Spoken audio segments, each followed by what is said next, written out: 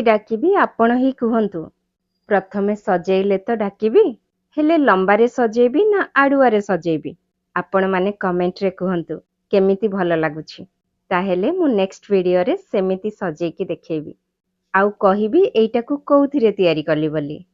Jay Jagannath.